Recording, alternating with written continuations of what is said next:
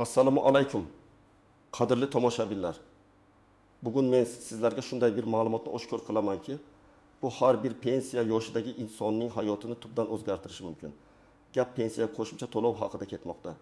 Ammo bu to'lov haqida afsuski ko'pchilik bilmaydi. U go'yo xalqdan sir saqlanadi. Nima uchun? Chunki bu haqda sizga hech kim o'zi kelib aytmaydi. Toki siz o'zingiz bu haqda so'ramasangiz, o'zingiz talab qilmasangiz.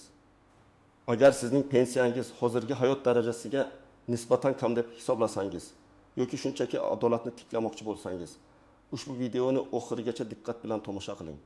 Bu siz uchun mutlaqo bepul, ammo juda muhim ma'lumotdir.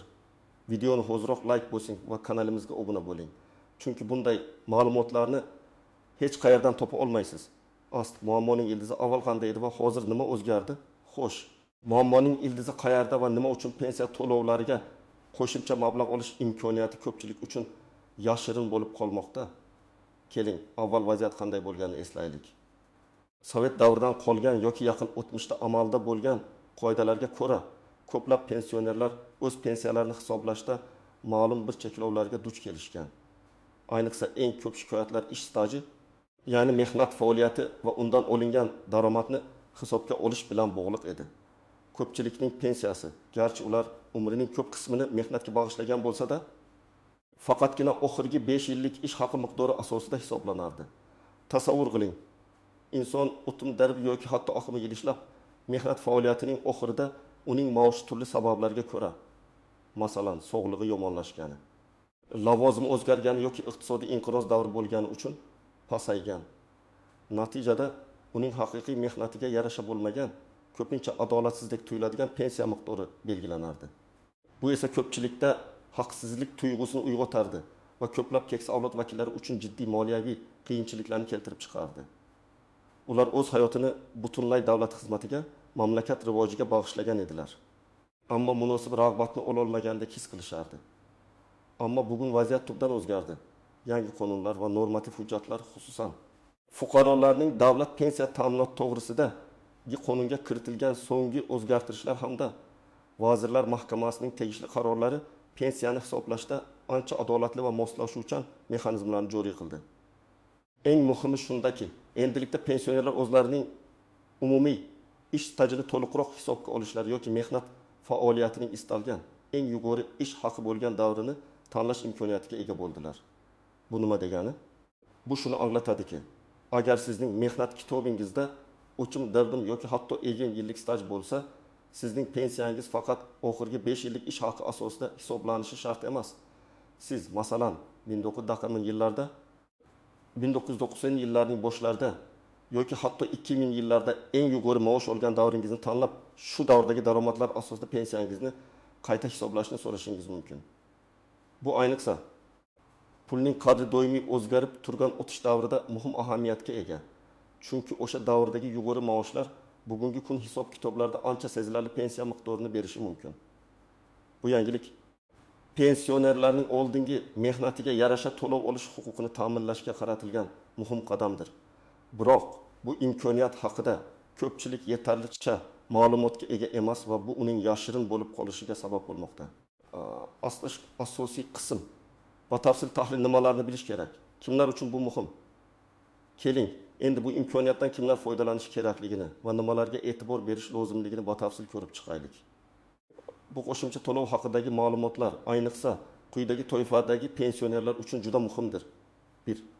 Uzoq yillik ish stajiga ega bo'lganlar, ammo pensiyasi past chiqqanlar. Agar sizning mehnat daftarchangizda erkaklar uchun 25 yildan, ayollar uchun 20 yildan ortiq ish staji mavjud bo'lsa, bu minimal staj hisoblanadi. Lekin sizning pensiya miqdoringiz kutilganingizdan ancha kam bo'lsa, siz pensiyani qayta hisoblash huquqiga egasiz. Yangi tartibga ko'ra, belgilangan minimal stajdan ortiq har bir yil uchun pensiya miqdoriga ma'lum foizlarda qo'shimcha ustama belgilanadi. Bu ustama sizga umringiz davomida yig'gan har bir mehnat yilingiz uchun minnatdorchilik va adolatli mukofotdir. Bu mexanizm sizning uzoq yillik fidokorona mehnatingizni qadrlashga qaratilgan bo'lib, uning natijasi sizning oylik daromadingizda sezilarli o'zgarishlarni keltirib chiqarishi mumkin. Misol tariqasida Farg'ona viloyatida yashovchi Bobur akaga e'tibor qarataylik. Bobur aka umrining 35 yilini maktabda fidokorona o'qituvchilikka bag'ishlagan. Pensiyaga chiqqanida uning pensiyasi o'rtacha 1.500.000 so'm atrofida edi. Buning sababi uning pensiyasi oxirgi 5 yillik ish haqi asosida hisoblangan. O'sha paytda uning maoshi turli sabablarga ko'ra avvalgi davrlardagidan pastroq edi. Yangi qonun qabul qilingandan so'ng Bobur aka ushbu imkoniyat haqida bilib, o'z pensiyasini qayta hisoblash bo'yicha pensiya jamg'armasiga ariza berdi. Uning 35 yillik stajdan ortiqcha bo'lgan 10 yil uchun, erkaklar uchun minimal 25 yil staj hisoblansa, qo'shimcha foizlar hisoblab chiqildi. Natijada uning pensiya miqdori 1.500.000 so'mdan 1.200.000 so'mga ko'tarildi. Ko'rib turganingizdek, har oy 3.000 so'm qo'shimcha pul. Bu esa bir yilda 1.200.000 so'm degani. Bu juda sezilarli farq. Ayniqsa, bu bir martalik yordam puli emas, balki har oy muntazam ravishda beriladigan to'lov ekanligini hisobga olsak, bu qo'shimcha mablag' Bobur akaning kunlik ehtiyojlarini qondirishga, dorilarga yoki nabiralarga sovg'a olishga yetarlicha yordam beradi. 2. Asrash ish haqi o'zgaruvchan bo'lgan davrlarda ishlaganlar. Agar sizning mehnat faoliyatingiz davomida ish haqingiz keskin o'zgarib turgan bo'lsa, masalan, bir davrda juda yuqori maosh olgan bo'lsangiz, keyin esa biror sabab bilan maoshingiz kamaygan bo'lsa, bu yangi tartib aynan siz uchun.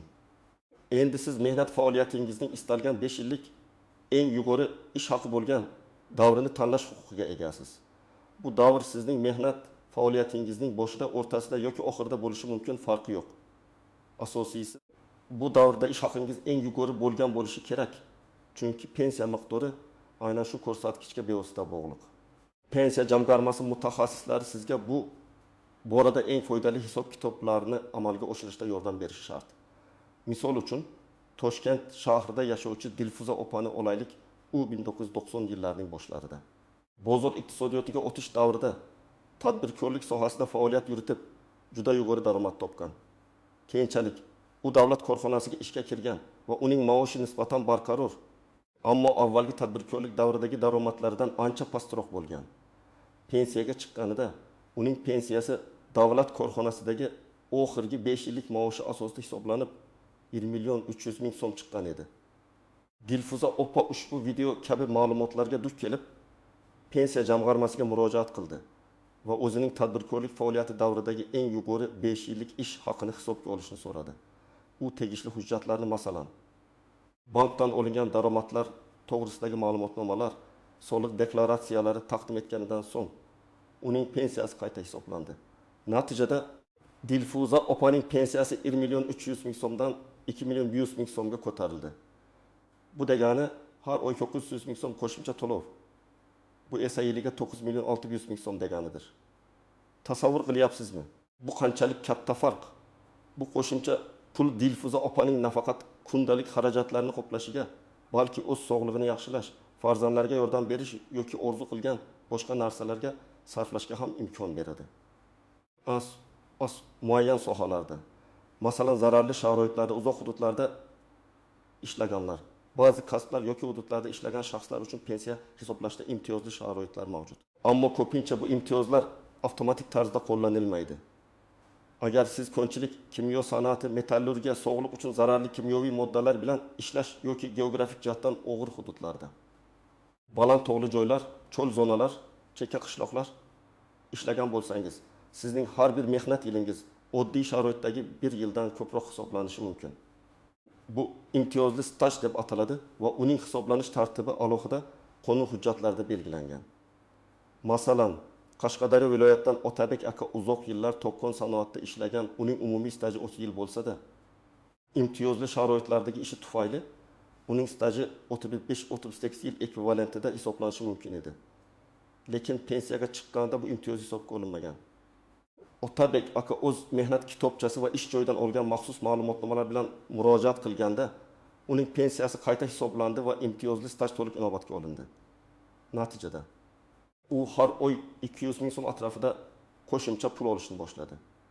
Bu uning og'ir sharoitlarda ishlagan, sog'lig'ini qurbon qilib erishgan mehnatiga yarasha adolatli to'lovdir. Bu kabi imtiyozlar ba'zan hatto oldinroq pensiyaga chiqish imkoniyatini ham berishi mumkin. Bu esa pensionerning hayot sifatini sezilarli darajada yaxshilaydi. Kimlar xavotir olmasligi kerak? Agar sizning pensiyangiz yaqinda yangi qonunlar qabul qilingandan keyin hisoblangan bo'lsa va siz barcha kerakli hujjatlarni taqdim etgan bo'lsangiz, ehtimol sizning pensiyangiz to'g'ri hisoblangan. Ammo baribir bir marta tekshirib ko'rish zarar qilmaydi. To'g'rimi? Ma'lumotning o'rtig'i hech qachon yomon bo'lmaydi va hatto kichik bir xato ham sizga sezilarli mablag'ni yo'qotishingizga sabab bo'lishi mumkin. Asliki asosiy qism istisnolar. Tuzoqlar va nozik jihatlar. Endi esa bu jarayonning ba'zi nozik jihatlari, e'tibor berish lozim bo'lgan istisnolar va tuzoqlar haqida gaplashamiz. Negaki, har qanday tizimda o'ziga xos murakkabliklar bo'ladi va ularni bilish sizning huquqlaringizni to'liq himoya qilishga yordam beradi. Bildik. Asterisk hujjatlarning mavjudligi va ularning haqqoniyligi. Pensiyani qayta hisoblashda eng muhim narsa bu sizning ish tajingizni va ish haqingizni tasdiqlovchi hujjatlarning to'liq va tartibli bo'lishidir. Bu asosan mehnat daftarchasi, arxiv ma'lumotnomalari, ish haqi to'g'risidagi ma'lumotnomalar. Shuningdek, agar siz tadbirkorlik bilan shug'ullangan bo'lsangiz, soliq deklaratsiyalari va bank hisob varaqlaridan ko'chirmalar bo'lishi mumkin. Afsuski, ko'plab keksa pensionerlarda ba'zi hujjatlar yo'qolgan, yaroqsiz holga kelgan yoki eski korxona yopilib ketgan bo'lishi mumkin. Bunday holatlarda pensiya jamg'armasi xodimlari sizga yordam berishi, tegishli arxivlarga so'rab yuborishi yoki guvohlarning ko'rsatmalarini qabul qilishi mumkin. Ammo bu jarayon biroz murakkab va vaqt talab qilishi mumkin. Shuning uchun imkon qadar barcha hujjatlarni oldindan tayyorlab qo'yishingiz, ularning asl nusxalari va nusxalarini saqlab qo'yishingiz shart. Bunga bir misol. Samarqand viloyatidan Zuhra aya 1970 yillarda bir ko'p tarmoqli kolxozda ishlagan. Bu kolxoz keyinchalik yopilib ketgan va uning arxiv hujjatlari topilmaydi. Zuhra ayaning mehnat daftarchasida faqat ishga kirgan va chiqqan sanalar yozilgan, lekin ish haqi haqida ma'lumot yo'q. Bunday holatda Zuhra aya ish stajini guvohlar yordamida tasdiqlashga majbur bo'ladi. Ya'ni u bilan birga ishlagan kamida 2 kishi pensiya jamg'armasiga borib, Zuhra ayaning haqiqatan ham shu korxonada, shu davrda ishlaganini yozma ravishda tasdiqlashi lozim. Ish haqi masalasida esa pensiya jamg'armasi ushbu davrdagi o'rtacha nominal ish haqini yoki tegishli sohadagi o'rtacha ish haqini hisobga olib, uning pensiyasini qayta hisoblashga haqli. Bu holatda qo'shimcha to'lov juda katta bo'lmasligi mumkin, ammo baribir mavjud pensiyaga kichik bo'lsa ham qo'shimcha bo'ladi. Bu ham ortiqchalik qilmaydi. 2. Qayta hisoblashning faqat ariza asosida amalga oshirilishi. Bu eng asosiy yashirin nuqtalardan biri va ko'pchilik bu haqda bilmaydi. Pensiyani qayta hisoblash agar qonunda boshqa holat nazarda tutilmagan bo'lsa, sizning shaxsiy arizangizsiz avtomatik tarzda amalga oshirilmaydi. Ya'ni hech kim sizning eshigingizni taqillatib, keling, pensiyangizni qayta hisoblaymiz, sizga ko'proq pul tegadi deb kelmaydi. Siz o'zingiz faol bo'lishingiz va pensiya jamg'armasiga murojaat qilishingiz kerak. Ko'pchilik pensionerlar eski pensiya miqdoriga ko'nikib qolgan va uning oshirish mumkinligi haqida hatto o'ylab ham ko'rmaydi. Mana shu sababdan ham bu ma'lumot yashirin bo'lib qolmoqda. Davlat tashkilotlari bu imkoniyatni keng ta'rif qilishga majbur bo'lsa-da, amalda bu ko'pincha yetarli darajada bajarilmaydi. Bu esa aholining xabardorlik darajasi past bo'lishiga olib keladi. Asterisk muddati o'tgan ish haqi ma'lumotnomalari yoki arxivlardagi qiyinchiliklar. Ba'zi hollarda eski ish haqi ma'lumotnomalari arxivlarda saqlanmagan yoki yaroqsiz holga kelgan bo'lishi mumkin. Qonunchilikka ko'ra, ma'lum bir davrgacha bo'lgan ish haqi to'g'risidagi ma'lumotnomalar tegishli arxiv idoralarida saqlanishi shart.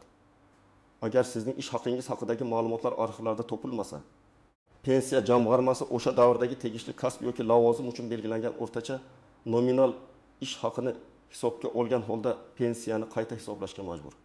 Bu sizning haqiqiy maoshingizdan pastroq bo'lishi mumkin. Ammo bu ham bo'lmasa, har qanday holatda ham bu sizning pensiyangizni oshirishga yordam beradi. Eng yomoni hech qanday ma'lumotnoma topilmaganda. Pensiya jamg'armasi pensiyani hisoblash uchun o'sha davrdagi respublika bo'yicha o'rtacha ish haqi ko'rsatkichlaridan foydalanishi mumkin. Bu shuni anglatadiki, hatto eng qiyin vaziyatlarda ham umidsizlikka tushish shart emas. 4. Barcha davrlar uchun to'liq ish stajini hisobga olishdagi murakkabliklar. Ba'zi shaxslar o'z mehnat faoliyatlari davomida bir necha bor ish joyini o'zgartirgan, xorijda ishlagan yoki individual tadbirkorlik bilan shug'ullangan bo'lishi mumkin. Bunday holatlarda barcha mehnat davrlarini tasdiqlovchi hujjatlarni yig'ish va ularni pensiya jamg'armasiga taqdim etish ancha murakkab jarayondir. Boshqa davlatlarda olingan ish stajini tasdiqlashda xalqaro shartnomalar va kelishuvlar asosida ish ko'riladi. Shu bois agar sizning mehnat faoliyatingiz shunday murakkab kechgan bo'lsa, avvalo pensiya jamg'armasi mutaxassislari bilan maslahatlashish tavsiya etiladi.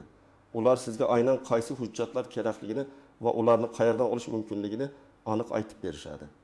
Ba'zan hatto sud orqali ham ish stajini tasdiqlashga to'g'ri kelishi mumkin. Ammo bu yakuniy chora. Amaliy maslahatlar nima qilish kerak? Xo'sh, aziz tomoshabinlar, endi eng muhim qismga keldik. Bu yashirin qo'shimcha to'lovni olish uchun nima qilishingiz kerak? Quyida sizga bosqichma-bosqich ko'rsatmalar beraman. Har bir qadamni diqqat bilan o'qing va unga amal qiling. Bu sizning qo'shimcha mablag' olishingiz uchun to'g'ri yo'l xaritasidir. 1. Astrost birinchi qadam. Hujjatlaringizni to'plang va tartibga keltiring. Ustur bu jarayonning eng boshlanish nuqtasidir. Sizga quyidagi asosiy hujjatlar kerak bo'ladi. Asl pasportingiz, shaxsingizni tasdiqlovchi asosiy hujjat, uning asl nusxasi va bir nechta nusxasi kerak bo'lishi mumkin. Asl mehnat daftarchangiz, bu sizning ish stajingizni tasdiqlovchi eng muhim hujjat. Undagi barcha yozuvlar aniq o'qilishi mumkin va to'g'ri yozilgan bo'lishi kerak. Agar daftarchada qandaydir xatolar, o'chirishlar, noto'g'ri yozuvlar mavjud bo'lsa, masalan, familiya xato yozilgan, san noto'g'ri ko'rsatilgan, avval ularni to'g'rilash uchun sobiq ish joyingizga yoki tegishli arxivlarga murojaat qilishingiz kerak. Bu juda muhim, chunki hatto kichik xato ham pensiya jamg'armasida rad javobiga sabab bo'lishi mumkin. Ish haqi to'g'risidagi ma'lumotnomalar bu eng muhim va ba'zan eng qiyin nuqta. Siz o'z mehnat faoliyatingizning istalgan 5 yillik eng yuqori ish haqi bo'lgan davr uchun ma'lumotnoma olishingiz kerak. Bu ma'lumotnomani siz oxirgi ish joyingizdan, agar korxona hali faoliyat yuritayotgan bo'lsa yoki korxona tugatilgan bo'lsa, davlat arxivlaridan olishingiz mumkin. Agar siz bir nechta joyda ishlagan bo'lsangiz va qaysi davrda eng yuqori maosh olganingizni bilmasangiz, har bir ish joyingizdan yoki ularning arxivlaridan ma'lumotnoma olishga harakat qiling. Pensiya jamg'armasi xodimlari sizga eng foydali variantni hisoblab berishadi. Bu ma'lumotnomada sizning lavozimingiz, ishlagan davringiz va shu davrdagi har oylik ish haqingiz aniq ko'rsatilgan bo'lishi shart. Agar siz tadbirkor bo'lgan bo'lsangiz, soliq deklaratsiyalari, bank hisob varaqlaridan ko'chirmalar yoki shunga o'xshash daromadni tasdiqlovchi boshqa hujjatlar kerak bo'ladi. Hujjatlarning yaroqlilik muddatiga ham e'tibor bering. Nikoh guvohnomasi, farzandlarning tug'ilganligi haqidagi guvohnomasi, boqmandalar to'g'risidagi ma'lumotlar.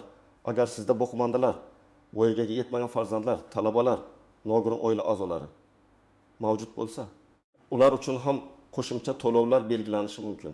Buni ham alohida hisobga oling. Nogironlik haqidagi ma'lumotnoma agar mavjud bo'lsa, bu ham imtiyozli pensiya yoki qo'shimcha ustamalarga sabab bo'lishi mumkin. Tegishli tibbiy xulosa va ma'lumotnomalarni tayyorlab qo'ying. Ikkinchi qadam.